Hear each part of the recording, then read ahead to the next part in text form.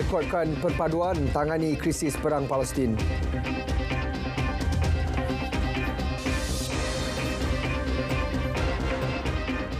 Assalamualaikum, salam Malaysia Madani. Berita tengah malam sama saya, Sahih Samsudin. Krisis perang Palestin-Israel, Mesir memberi kebenaran kepada 200 kontena bantuan kemanusiaan masuk ke Gaza melalui sempadan Rafah. Perdana Menteri Datuk Seri Anwar Ibrahim menegaskan Malaysia sentiasa menyokong pendirian Mesir untuk memberi laluan kepada misi bantuan melalui sempadan tersebut. Bagi menangani krisis perang, Perdana Menteri telah mengadakan pertemuan dengan Presiden Mesir Jeneral Abdel Fattah al-Sisi semalam.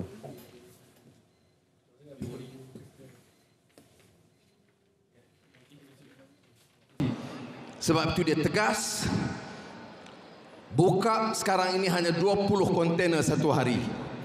Yang diperlukan oleh rakyat Gaza 200 kontena satu hari. Ubat tak cukup. Minum susu bayi tidak cukup. Bekalan elektrik terputus. Air minum tidak ada. 2023 dan masih manusia yang bercakap soal tamadun, kemanusiaan, hak asasi, membiarkan manusia kebuluran. Dari itu pendirian, dan saya menyatakan kepada Presiden Mesir, Malaysia ambil keputusan menyokong pendirian Mesir. Perdana Menteri menyeru umat Islam untuk bangkit bersama mempertahankan hak Palestin.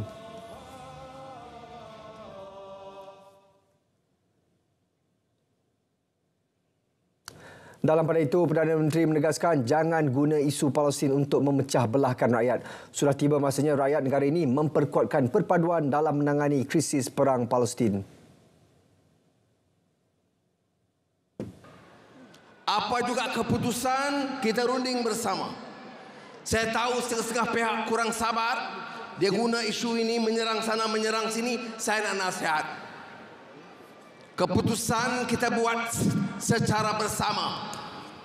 Dengan negara-negara Islam, terutama yang sekitar Palestin. Jangan guna isu ini untuk memecah belahkan kita. Belajar dari pengalaman. Masa untuk kita di sini perkuatkan perpaduan kita, pertahankan kebebasan kita dan angkat martabat negara kita. Palestin. Malaysia perlu lantang bersuara kerana apa yang dilaku rejim Zionis adalah kejam dan di luar batas sifat kemanusiaan. Perdana Menteri menyatakan pada Perhimpunan Malaysia bersama Palestin di Stadium Axiata Arena Bukit Jalil.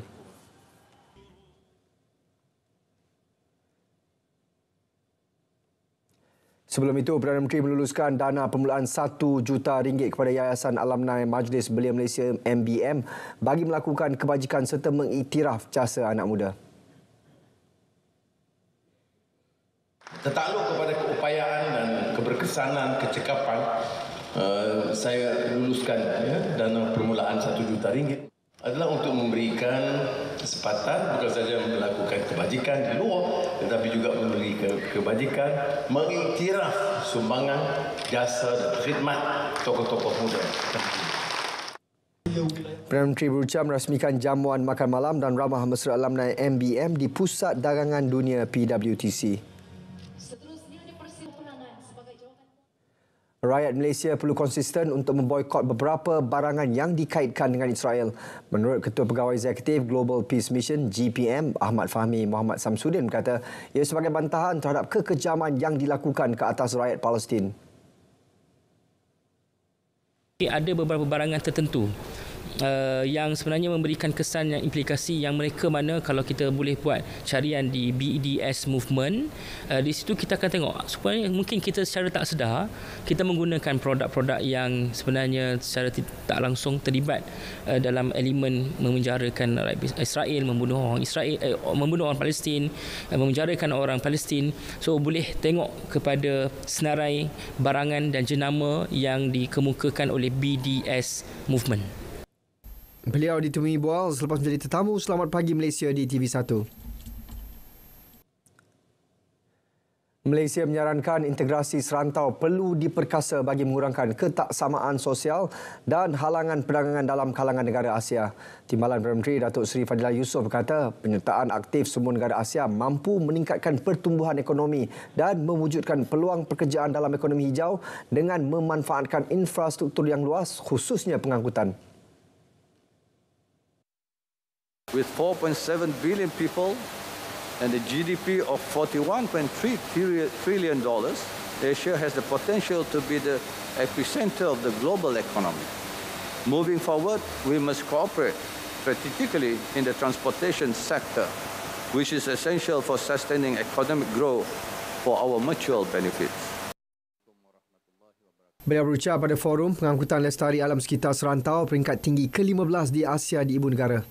Ujar Datuk Seri Fadilah, Malaysia telah banyak melabur dalam pengangkutan mampan menyokong projek pengangkutan awam untuk mengurangkan pelepasan gas rumah hijau.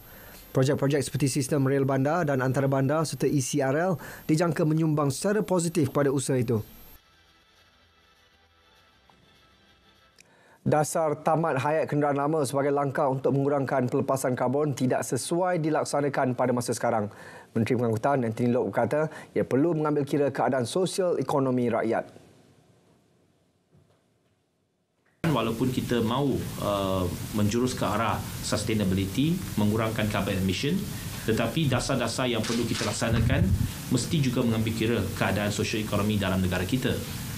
Untuk permulaan, kerajaan telah pun memberikan insentif untuk pembelian e-motorbike.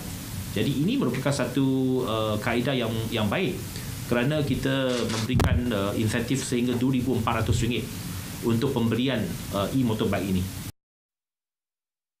Beliau berkata demikian selepas pelancaran Forum Kelestarian Persekitaran Pengangkutan Serantau Asia peringkat tinggi ke-15 di Kuala Lumpur. Kementerian Pendidikan sentiasa memberi perhatian serius berhubung isu malnutrisi dalam kalangan murid sekolah. Sehubungan itu, Penambahbaikan Program Rancangan Makanan Tambahan RMT serta Program Hidangan Berkhasiat HITS diharap membantu mengatasi isu malnutrisi serta kemiskinan murid. Dan peningkatan RMT juga sangat memberangsangkan dan ia membuatkan kita komited untuk memastikan bahawa peluasan program ini dapat dilaksanakan dan melibatkan lebih ramai pelajar khususnya B40 untuk mendapat khususan dan keutamaan dalam rancangan makanan tambahan dan juga intervensi-intervensi yang kita lakukan di peringkat prasekolah. Beliau turut memaklumkan program makanan kesihatan Promak yang membekalkan makanan berkhasiat kepada murid sekolah rendah di seluruh negara menjadi serampang dua mata. Langkah menyediakan pusat jagaan mampu milik menerusi inisiatif ekonomi penjagaan Care Economy berupaya meningkatkan penyertaan wanita dalam pekerjaan. Menteri Pembangunan Wanita, Keluarga dan Masyarakat Datuk Seri Nancy Shukri berkata inisiatif untuk golongan wanita dalam ekonomi madani itu juga berupaya menggalakkan golongan wanita untuk kekal dalam pasaran kerja. To better facilitate women's participation in the labour workforce, the government will continue to implement the Mama Care Affordable Daycare. Mama Care is an agency under us, under our ministry. Career comeback and nursery fee subsidies at work programs.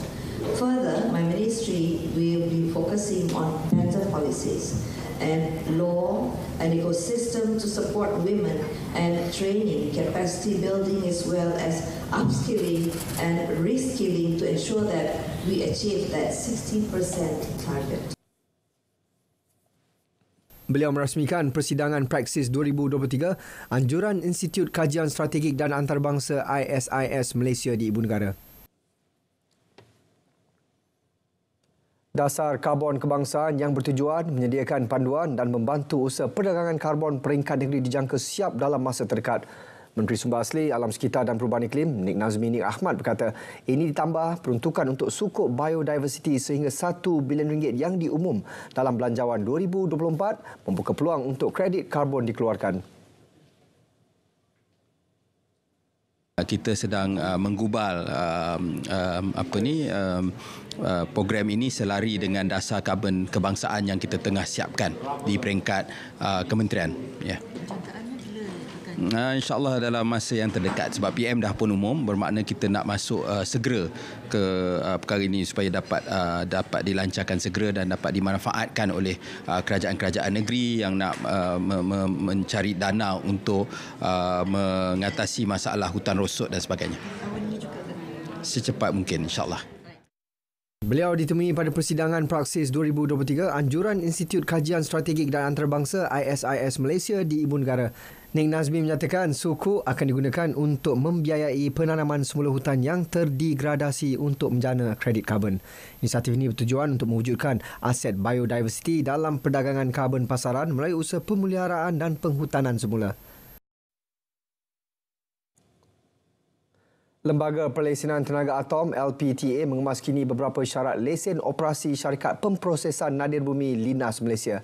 Menteri Sains, Teknologi dan Inovasi Chang Lih Kang berkata ia meliputi kebenaran mengimport bahan mentah mengandungi bahan radioaktif semula jadi norm sehingga tamat tempoh sah lesen pada Mac 2026.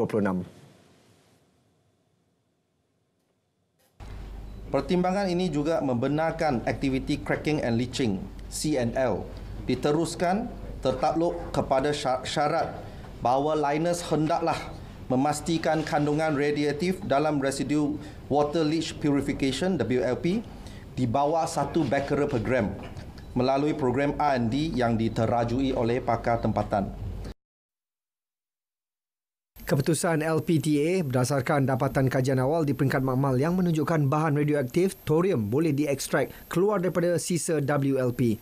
Sisa tersebut boleh dilepaskan daripada kawalan perundangan di bawah Akta 304. Beliau yakin syarat diperbaharui itu akan memastikan operasi berkaitan menepati kawalan perundangan, melindungi kepentingan rakyat dan mampu menarik pelaburan bernilai tinggi dalam industri nadir bumi tempatan. Arkem Negara berharap menjalin kerjasama dengan Korea Selatan bagi menyebarluas peranan dalam memperkukuh sumber sejarah dan budaya negara. Menteri Perpaduan Negara Datuk Aaron Agu Dagang berkata kementerian konsisten menyokong program intelektual yang berpotensi menjadi platform memupuk perpaduan, mengukuhkan pemuafakatan dan memelihara tradisi budaya. Menurut Aaron, pameran koleksi bahan dasar pandang ke Timur Malaysia, Korea berfungsi sebagai pengenalan menyeluruh untuk mendekati dan meneroka sejarah dan pencapaian negara itu dalam usaha menjadi kuasa ekonomi dunia.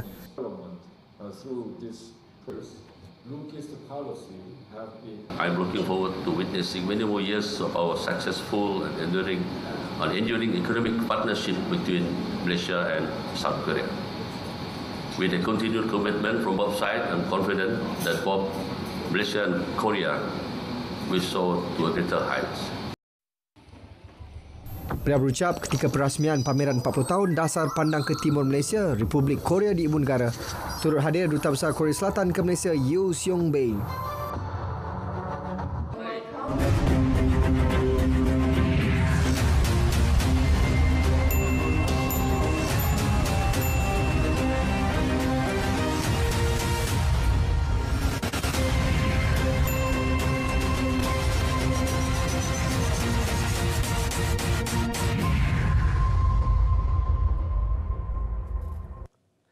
Peruntukan RM2 bilion menerusi belanjawan 2024 kepada Politeknik dan Kolej Komuniti dilihat mampu memacu perkembangan pembelajaran institusi tersebut. Ketua Pengarah Jabatan Pendidikan Politeknik dan Kolej Komuniti, Dr. Muhammad Zahari Ismail berkata ia dapat memperkasakan bidang pendidikan dan latihan teknikal dan vocational TVET negara.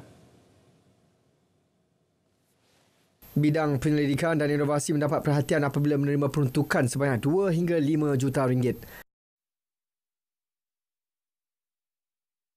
Secara kasar keseluruhannya adalah satu belanjawan yang sangat baik untuk bidang TVET khususnya di Kementerian Pendidikan Tinggi. Sebagai contoh, di bidang penyelidikan kami sebelum ini tidak pernah mendapat peruntukan dan saya dimaklumkan kita pada tahun depan akan dapat bantuan ataupun peruntukan di bidang penyelidikan ini, penyelidikan dan inovasi. Kali pertama Politeknik dan Kolej Komuniti mendapat peruntukan itu. Beliau berkata demikian selepas Majlis Anugerah Akademia Politeknik dan Kolej Komuniti AA Polik tahun 2023 di Pusat Perdagangan Antarabangsa Melaka MITC Melaka. 2 RM25 juta dana wakaf yang dikumpul Yayasan Infak Angkasa bakal diagihkan untuk golongan memerlukan di seluruh negara. Yayasan Infak Angkasa juga bakal membeli beberapa bangunan melalui peruntukan infak negeri untuk dijadikan premis perniagaan. Presiden Angkatan Koperasi Kebangsaan Malaysia Berhad Angkasa, Datuk Seri Dr. Abdul Fattah Abdullah berkata, Yayasan Infak Angkasa telah berjaya menyalurkan dana RM13 juta bagi sektor pendidikan, ekonomi, kesihatan dan sosial.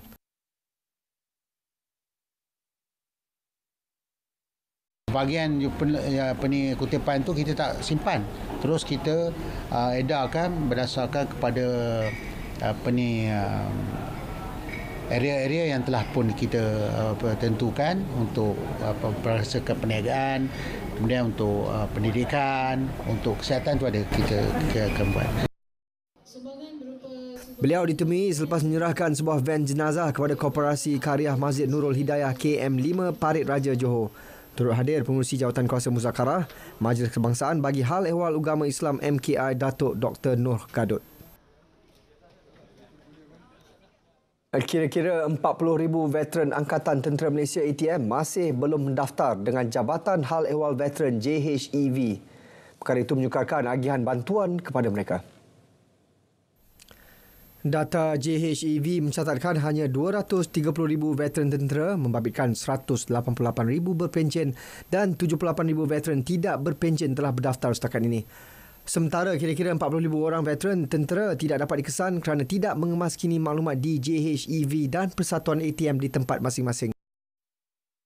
Dia tidak perlu pergi berdaftar sebenarnya. Kalau orang cakap kenapa nak daftar sebab dia bekas anggota tentera.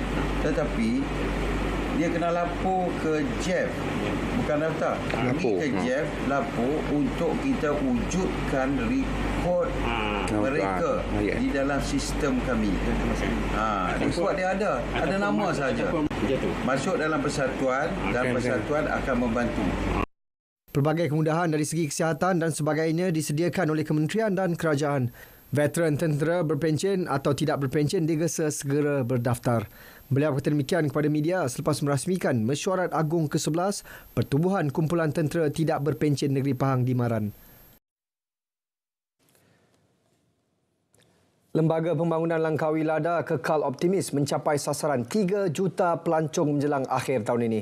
Meski hanya berbaki 2 bulan sebelum 2023 melabuhkan tirai, namun masih terdapat 15 acara yang dirancang di pulau pelancongan itu. Menurut Timbalan Ketua Pegawai Eksekutif Lada, Pengurusan Ahmad Fuad Cik Ani alias Abdul Ghani, sehingga September lalu Langkawi mencatatkan kedatangan 2.04 juta pelancong.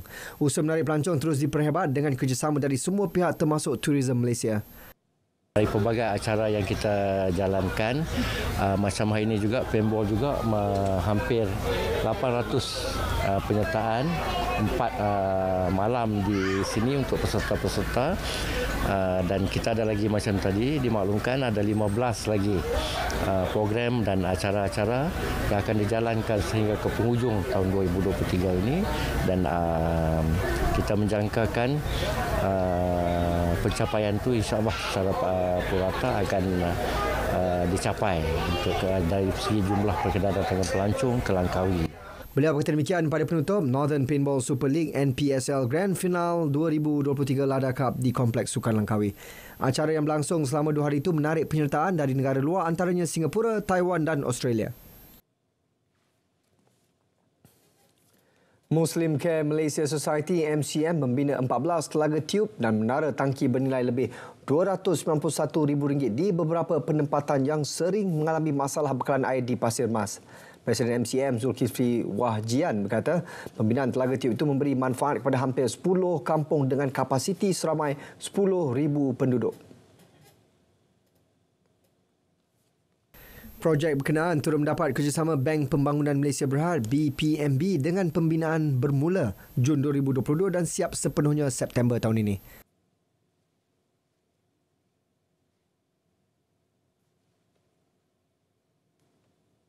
Jadi benda-benda gini yang dipanggil sustainable ataupun memberi manfaat jangka panjang ni patut diteruskan dan juga patut diperbanyakkan.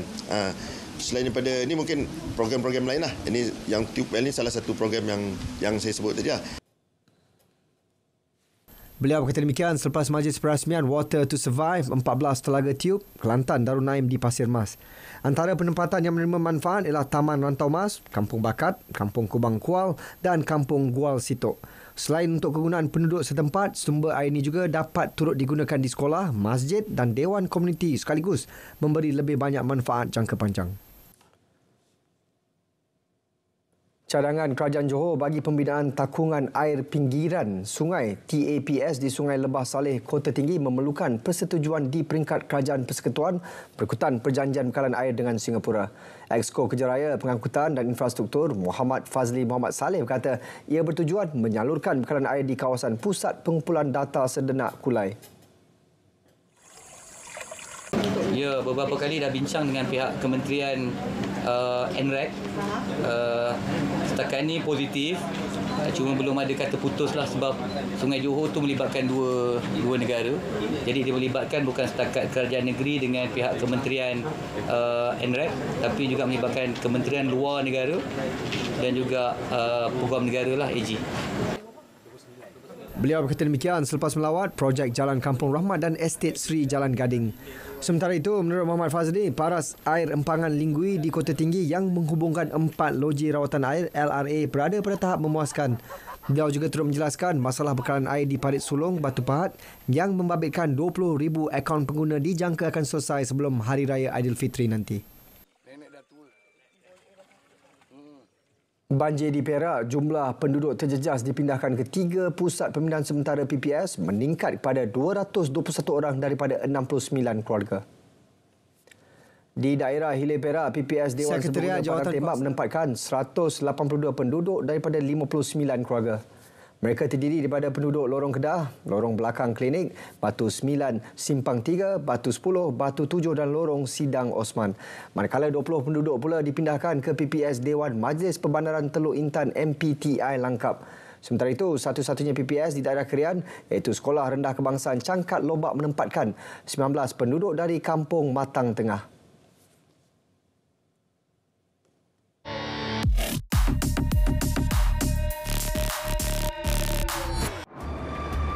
Sedara keputusan Speaker untuk tidak membenarkan perkataan Zionis dan Yahudi digunakan di dalam Dewan Rakyat adalah tidak berasas sama sekali. Itu telah melanggar arahan. Jangan ikut perangai Zionis, Kota Melaka. Pendan, itu sangkaan jahat. Tular lagi di TikTok kononnya Malaysia mesra dengan Zionis dan Yahudi. Dakwaan hantaran tular itu juga menuduh perkataan kafir, Zionis, Yahudi tidak boleh digunakan dalam Dewan Rakyat. Hakikatnya, ketetapan Speaker adalah tidak boleh menuduh kepada seseorang individu dengan perkataan Zionis ketika membuat pembentangan. Yang Berhormat hendaklah menunjukkan tingkah laku yang terpuji semasa mengenengahkan isu-isu rakyat dan negara. Ahli Yang Berhormat hendaklah menjadikan kepentingan negara sebagai matlamat utama dan tidak menggunakan Dewan ini sebagai medan politik kumpulan maupun individu. Semakan pasukan Biar Betul mendapati video tular di TikTok itu merupakan fitnah. Ia dipercayai sengaja dikeluarkan pihak tertentu bagi menimbulkan kegusaran awam dan menghasut masyarakat supaya membenci kerajaan. Hakikatnya, banyak yang telah dilakukan kerajaan ini sebagai tanda solidariti negara bersama rakyat Palestin. Tindakan tegas mengikut akta menanti si penyebar fitnah. Jangan mudah terperdaya, elak jadi mangsa. Terlihat sebarang isu mencurigakan atau bahan fitnah? Segera lapor ke SKMM. Biar betul, tak pasti, jangan kongsi.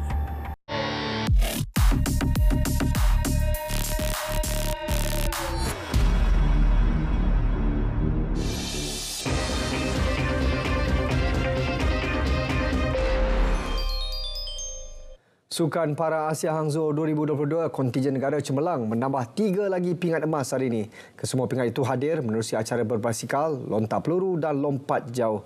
Laporan Amirul Aizat Muhammad Syafi. Ini membolehkan Malaysia meraih keseluruhan 4 pingat emas setakat ini, gandingan Nur Suraya Muhammad Zamri dan pengemudi Farina Syawati Muhammad Adnan terlebih dahulu menceriakan kem negara selepas meraih emas dalam acara 1000 meter ujian masa wanita. Mereka mencatat masa 1 minit 13.434 saat sekaligus mengatasi rakan senegara Nur Azlia Syafinas Muhammad Zaiz dan pengemudi Nur Suhada Zainal yang meraih perak dengan masa 1 minit 14.083 saat. Jaguh lontar peluru negara Muhammad Ziyad Zulkifli kemudian menampilkan penguasaan dengan meraih emas dalam saingan F20. Atlet berusia 33 tahun itu mencatat balingan sejauh 16.65 meter untuk mudah mengatasi rakan senegara Muhammad Alif Muhammad Awi dengan catatan 13.75 meter. Gangsa dimenangi atlet daripada Thailand, Senepot Bongkong yang merekod balingan sejauh 13.67 meter. Alhamdulillah, firstly ni antara tamasya yang kali ketiga saya dan saya rasa amat bangga dapat pergi ke sini dan juga compete di sini dan dapat menyumbang pingat untuk negara adalah satu matlamat saya sebagai ahli sukan ni adalah matlamat saya untuk mengharumkan negara apabila bendera Malaysia dan kita menyanyikan lagu negaraku adalah satu benda kebanggaan bagi saya yang sebagai atlet itulah kita punya prize lah.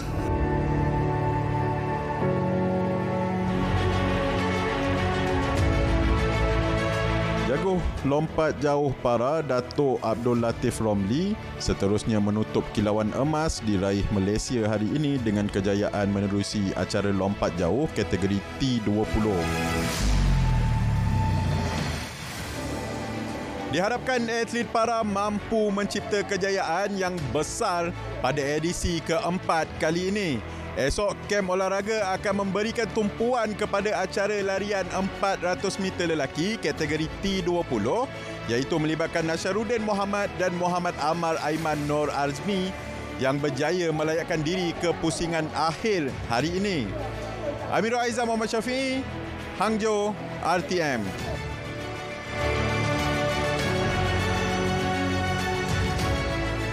Bekas pemain kebangsaan dan Terengganu era 70-an, Harun Jusoh telah menghembuskan nafas terakhirnya pada usia 75 tahun petang tadi. Allahyarham dilaporkan bertarung dengan penyakit radang sendi yang dialaminya sejak 5 tahun lalu. Perkhabaran sedih ini dimaklumkan Persatuan Bola Sepak Malaysia menerusi laman Facebook rasmi. Sepanjang kariernya, Allahyarham pernah beraksi bersama skuad Harimau Melaya pada Sukan Olimpik Munich 1972. Selain membantu skuad kebangsaan menjuarai Pesta Bola Merdeka 1973. Dari sungai hingga ke segara, Palestin pasti merdeka. Sekian berita tengah malam. Saya Sahisam Sudin, Malaysia Madani, tekad perpaduan, penuhi harapan. Selamat malam. Hidup Palestin! Hidup Palestin! Palestin merdeka! Allah. Ya Allah. Inna naj'aluka fi nuhuri a'daina. Amin. Na'udzu bika min syururihim. Allahumma baddid shamlahum wa farriq jam'ahum. وشتت كلمتهم وزلزل أقدامهم